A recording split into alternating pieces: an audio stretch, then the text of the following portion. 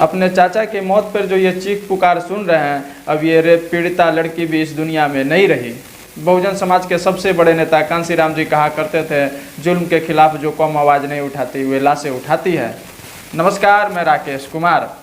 आपने अभी जो वीडियो देखा, ये घटना मध्य प्रदेश के सागर जिले की है। आपको हम बता दें कि साल 2019 में एक दलित लड़की अंजना अहिरवार के साथ कुछ लोगों ने यौन शोषण किया। डर की वजह से अंजना उन लोगों पर एफआईआर दर्ज नहीं करा रही थी, लेकिन किसी तरह से हिम्मत करके उसने एफआईआर दर्ज कराई तो उसका सिला ये मिला कि उसके परिवार के सभी सदस्यों को मार दिया गया और अंत में उसे भी मार दिया गया। आगे हम बताएंगे इस घटना में सिलसिलेवार ढंग तरीके से आखिर क्या हुआ। लेकिन आपने कभी सोचा है कि हमेशा रेप या फिर यौन शोषण सिर्फ दलित समाज के लड़कियों के साथ क्यों होता है? 99% ऐसी घटनाएं दलित समाज के लड़के के साथ ही होता है। 1% घटना, वो भी एक्सेप्शन में ही, अदर समाज के लड़कियों के साथ होता होगा। क्योंकि दलित समाज में यूनिटी नहीं है, वो एकजुट नहीं है, वो जुल्म के खिलाफ मजबूती से आवाज़ नहीं उठाते हैं, वो खड़े नहीं होते हैं। ये जो मध्य प्रदेश में सागर में अंजना अहिरवार के परिवार के साथ जो हुआ, ये घटना का कहानी सुनकर आपकी रूह कांप जाएंगे।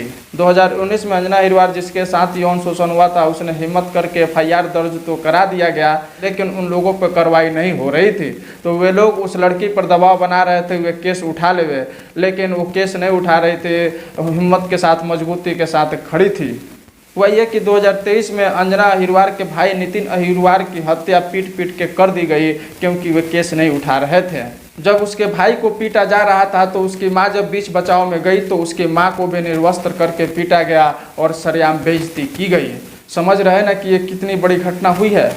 जब उसके भाई के हत्या के बाद बहुत बड़े बड़े नेता, देश के मल्लिकार्जुन खड़गे और मध्य प्रदेश के पूर्व सीएम दिग्विजय सिंह जैसे नेताओं ने आवाज़ उठाया तो उन लोगों के खिलाफ कार्रवाई हुई जो उस लड़की के साथ यौन शोषण किए थे। तो जेल जाने के बाद भी वे लोग लगातार इस परिवार के ऊपर दबाव बना रहा था कि वो केस उठाए, क्योंकि वो SC/ST एक्ट के तहत जेल गए हुए थे। जब वो केस नहीं उठा रहे तो अंजना अहिरवार के चाचा राजेंद्र अहिरवार की बहुत बुरी तरीके से पीट कर हत्या कर दी गई। ये घटना 25 मई 2024 की है। कहानी यही ख़त्म नहीं हुआ। इस मामले में सबसे दर्दनाक घटना तो अब हुई जब 25 मई को उसके चाचा की हत्या कर दी गई। तो वो 100 एम्बुलेंस से लेके आ रही थी तो एम्बुलेंस से गिराकर उस लड़की की भी हत्या कर दी गई। आप सोचिए, इस देश में लड़की होना कितना बड़ा पाप है। और वर्तमान के बीजेपी सरकार के नेताओं पर ही आरोप लग रहा है कि मध्य प्रदेश में जो बीजेपी के नेता है वही इस घटना में शामिल थे। कांग्रेस नेता सुप्रिया श्रीनाथ ने बीजेपी के नेताओं पर बहुत बड़ा आरोप लगाया। आइए सुनते हैं उन्होंने क्या कहा। मध्य प्रदेश के बरौदिया में एक दलित बच्ची का यौन शोषण होता है। यौन शोषण करने वाले उसको डराते हैं, धमकाते हैं और कहते हैं कि वो इस बात के बारे में किसी से कुछ ना कहे। थोड़ी बहुत हिम्मत जुटाकर वो अपने परिवार को इस बात के बारे में बताती है और बड़ी मुश्किल से एफआईआर होती है। इस दलित बच्ची के यौन शोषण के मुख्य अभियुक्त बीजेपी के नेता पाए जाते हैं। उसमें से जो मुख्य अभियुक्त एक है अंकित सिंह, वो बीजेपी का कोई युवा ग्रामीण मंडल का अध्यक्ष था, और दूसरा अभियुक्त कोमल सिंह बीजेपी के विधायक भूपेंद्र सिंह का करीबी माना जाता है। इन लोगों ने मिलकर उस परिवार पर दबाव बनाया कि वो समझौता कर ले, और जब परिवार ने उससे इनकार कर दिया, जब वो राजी नहीं हुए, तो इन लोगों ने उस पीड़िता के भाई की पीट कर हत्या कर दी। और जब मां ने आके बीच बचाव की कोशिश करी तो उसको भी निर्वस्त्र करके पीटा गया। यही नहीं, अभी 3 दिन पहले पीड़िता के चाचा को समझौते के नाम पर बुलाया गया। जब उसने समझौते से इनकार किया तो उसकी भी हत्या कर दी गई। पर हैवानियत यहां पे खत्म नहीं होती है, हैवानियत तो यहां से शुरू होती है। क्योंकि वो दलित बेटी जब अपने चाचा की लाश को पोस्टमार्टम से लेकर एम्बुलेंस में गांव जा रही थी तो एम्बुलेंस से गिर जाने पर उस दलित पीड़िता की भी मौत हो जाती है।